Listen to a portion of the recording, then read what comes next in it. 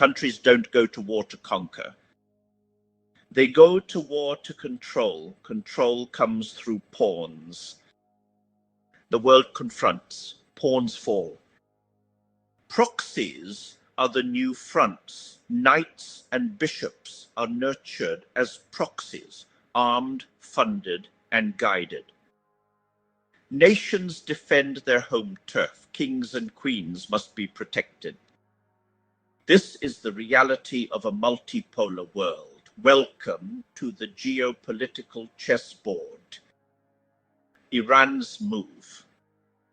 Iran plays the long game. It knows it can't beat the US directly. Instead, it expands influence through regional networks and sustained pressure on Israel. Strategy. Endure. Stretch the conflict. Raise costs. Force larger powers to stay engaged. Strength. Patience. Ideological commitment and a network of regional allies. Iran is not chasing checkmate, it is tightening the board. America's move. The United States still commands unmatched military reach. But domestic politics, economic pressures, and global commitments limit how far it can escalate. Washington now relies increasingly on alliances, sanctions, intelligence, and influence rather than direct occupation. Strength. Global alliances and military capability. America controls the center, but must choose carefully when to advance. Russia's move. Russia seeks to challenge Western dominance and demonstrate that the world is no longer unipolar. Its confrontation with Ukraine is as much about global signaling as it is about territory. Russia aims to prove that Western power can be resisted.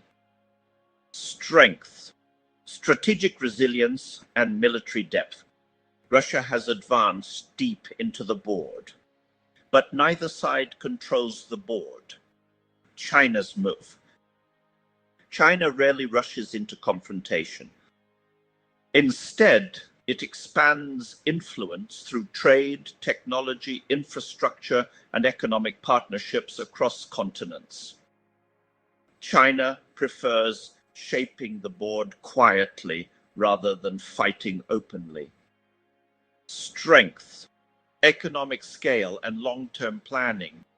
China improves its position while others fight over the next move. Israel's move. For Israel, security is existential. Its focus is preventing hostile powers, particularly Iran, from gaining strategic superiority. Israel acts decisively when it perceives an emerging threat. Strength, intelligence capability, technology, and rapid military response. Israel removes threats before they grow stronger.